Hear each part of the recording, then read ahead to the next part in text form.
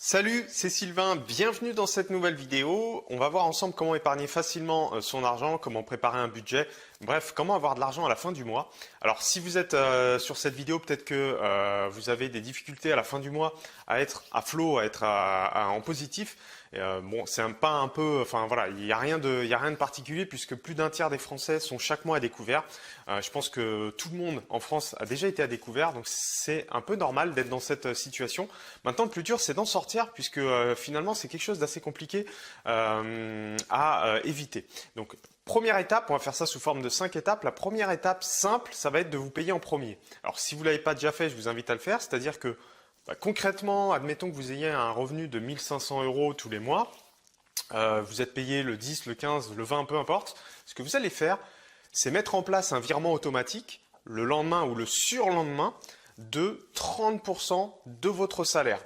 Alors, pour 1500 euros, c'est simple, vous mettez 300 euros de côté tous les mois et je vous invite à le mettre sur un livret type livret de développement durable ou livret A. Attention, on n'est pas en train de parler d'investissement, de placement ou autre. Là, on est simplement en train de se dire, je me paye en premier, j'arrête de payer mes créanciers, mes crédits, mes dettes ou mes factures en premier. Je vais me payer en premier, j'ai travaillé dur. Donc, le but, c'est de mettre 30% de son salaire.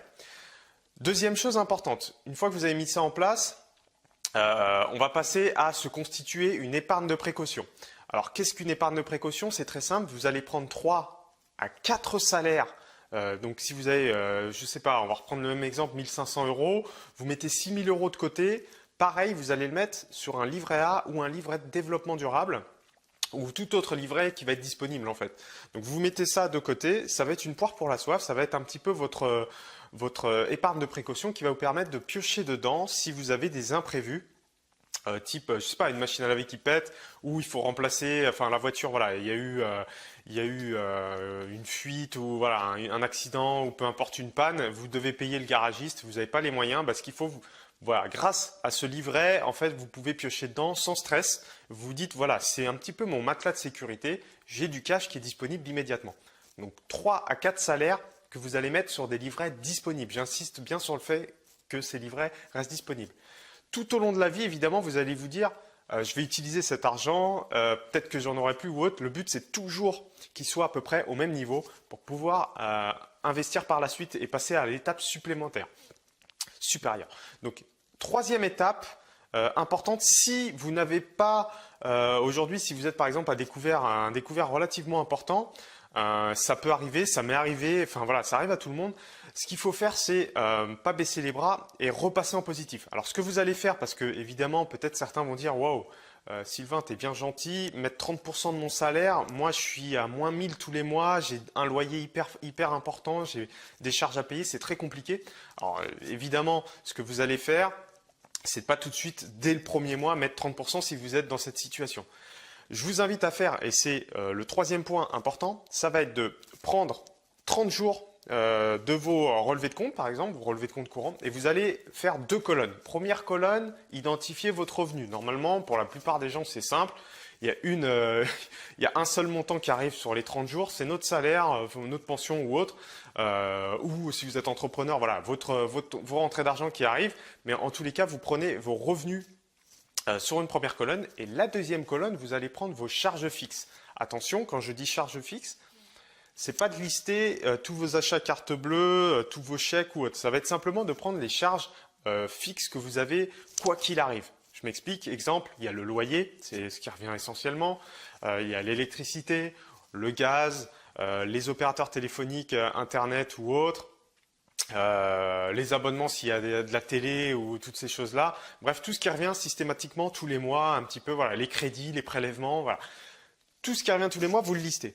Et ce que vous allez faire, ça va être identifier peut-être les aberrations, enfin en tous les cas, les montants qui vous paraissent un petit peu trop gros, les choses sur lesquelles vous pouvez jouer. Alors par exemple, vous avez, je ne sais pas si vous avez une grosse assurance habitation qui est peut-être un peu trop chère, si vous avez une grosse assurance auto ou si vous vous rendez compte que vous payez un opérateur extrêmement cher, alors vous pouvez peut-être diviser par 2 la facture. Si vous avez identifié finalement que vous sortiez beaucoup trop de cash tous les mois, enfin voilà, identifiez vos grosses dépenses, ce qui plombe un petit peu le budget. Dans tous les budgets, vous avez forcément un point faible, on l'a tous, où vous avez une dépense, et ça peut être un plaisir ou autre, un loisir, ce que vous voulez, qui va un petit peu plomber le budget global. Donc ce qu'il faut, c'est de réduire un petit peu cette position-là pour essayer de se retrouver en positif. Mais en tous les cas, dans notre budget, on a toujours des écarts qui sont vraiment pénalisants pour pouvoir commencer à investir pour notre avenir.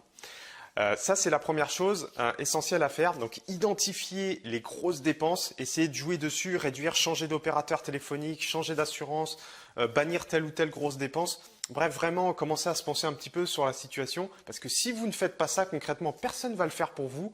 Donc, et vous serez toujours dans la même situation. Donc, essayez de mettre ça en place, c'est la troisième étape. Quatrième étape, une fois qu'on a fait tout ça, qu'on a mis de côté, on a commencé à épargner voilà, toutes ces choses-là. Vous avez mis 3-4 salaires sur votre épargne de précaution.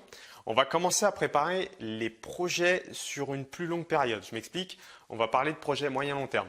Les banquiers utilisent un petit peu cette expression en disant voilà, projet moyen-long terme, c'est au début, vous faites face à tous les imprévus avec l'épargne de précaution et tout ce qui va être plan épargne logement, assurance vie ou autre, vous allez commencer à préparer les projets moyen-long terme. Alors, projet moyen-long terme, ça peut être soit d'acheter par exemple sa résidence principale en faisant un crédit immobilier voilà, ou en investissant dans un bien locatif, en préparant de l'apport pour réaliser son projet. Ça peut être aussi de préparer un voyage ou de préparer un mariage que vous auriez dans 2-3 ans en se disant voilà, je vais avoir besoin de 15-20 000 euros peut-être ou plus, ou 30 000 euros ou 40 000 euros. Je vais commencer à épargner, j'ai le temps, c'est sur 3-4 ans, mais il faut que je m'y prenne dès maintenant. Ça, vous allez le mettre en fait sur des comptes qu'on appelle un petit peu plus bloquants, type plan épargne logement. Pareil, attention, petite parenthèse, ce n'est pas des comptes qui vont vous rendre riche, c'est simplement des comptes qui vont faire que quand vous allez mettre l'argent dedans, l'argent va être entre guillemets bloqué, c'est-à-dire que vous ne pourrez pas y avoir accès instantanément. Il faudra soit fermer le compte pour le plan épargne logement, soit demander un retrait sur une assurance vie. Ça prend plusieurs jours, voire plusieurs semaines. Donc ça sera entre guillemets un petit peu bloqué. Et ça vous permettra en fait de vous dire, voilà, cet argent-là, je le mets tous les mois de côté, mais ça me permet de préparer mes projets moyen, long terme, donc voyage, mariage, ce que vous voulez, acheter un véhicule. Voilà, donc c'est un petit peu la stratégie. Et la cinquième étape, et c'est la plus importante, et c'est celle que je préfère évidemment, c'est qu'une fois que vous avez préparé tous ces projets, une fois que vous avez par exemple peut-être acheté votre résidence principale ou acheté votre véhicule, fait votre mariage, bref, que vous avez commencé à vivre concrètement et à faire vos premiers projets, vous allez vouloir passer l'étape supérieure en investissant votre argent. Cinquième étape, ça va être d'investir sur le long terme, cette fois de concrètement s'enrichir. Là, on ne va pas tourner autour du pot. Une fois que vous avez votre épargne de précaution, vous êtes serein, vous avez préparé vos projets moyen-long terme, tout est bouclé, on va parler de l'avenir. Donc, soit préparer votre retraite, parce que comme vous le savez peut-être, la retraite, ça va être un sujet, c'est un sujet un petit peu tabou en France et ça va être très compliqué de s'en constituer une par le salaire. Donc, il faut bien évidemment commencer à préparer dès maintenant avec tout ce qui est possible de faire, que ce soit l'immobilier, la bourse ou autre. Mais en tous les cas, voilà, ça va être la cinquième étape, ça va être de passer véritablement à l'enrichissement personnel, penser à soi et faire gonfler son patrimoine global. Alors, si vous suivez ma chaîne, vous vous doutez bien que moi, c'est plus la bourse et les marchés financiers parce que je vais privilégier pour préparer mon avenir et pour devenir libre financièrement. Pourquoi tout simplement, c'est pas de la magie, mais tout simplement, quand vous achetez une action, vous visez une plus-value, mais également des dividendes qui vont vous être versés tous les ans. Et tout ça, quand vous le faites sur des marchés français, sur des entreprises françaises, voire européennes, vous pouvez le faire via le PEA et le plan d'épargne action. Pour faire très simple et faire un raccourci, vous ne payez pas d'impôt sur les plus-values ni sur les dividendes tant que l'argent reste dans le PEA. Donc ça, c'est un peu le miracle absolu, c'est juste génial parce que tout l'argent que vous gagnez, en fait, vous ne le déclarez pas aux impôts. Et tout ça, vous pouvez investir depuis votre canapé en recherchant les actions, évidemment. Il y a un travail de fond à faire, un travail d'analyse. Ça peut prendre quelques heures, mais une fois que vous avez mis ça en place, en fait, c'est l'investissement, je pense, le plus simple au monde, c'est d'investir dans les entreprises. Et c'est elles qui, grâce à leurs bénéfices, vont vous reverser une part de ce bénéfice sous forme de dividendes. Mais en tous les cas, c'était simplement pour vous dire, voilà, comment épargner aujourd'hui, c'est l'unique technique que vous allez devoir utiliser, en tous les cas cette trame qui est utilisée par tous les banquiers en France ou même à travers le monde, c'est imparable, c'est ce qui permet de constituer pas à pas, et c'est les méthodes les plus simples en fait que je vous ai retranscrites ici. Peut-être que certains sont au courant, peut-être que d'autres découvrent un petit peu ce type de solution, mais en tous les cas, ce qu'il faut bien se dire, c'est qu'il faut mettre ça en place le plus vite possible, Parce qu'encore une fois, plus vous mettez ça en place le plus vite possible, plus vous allez vous enrichir par la suite. Donc si vous avez aimé cette vidéo, n'hésitez pas à liker, à mettre un maximum de commentaires, à vous abonner à ma chaîne. Et en attendant, je vous dis portez-vous bien et à la prochaine vidéo. Ciao!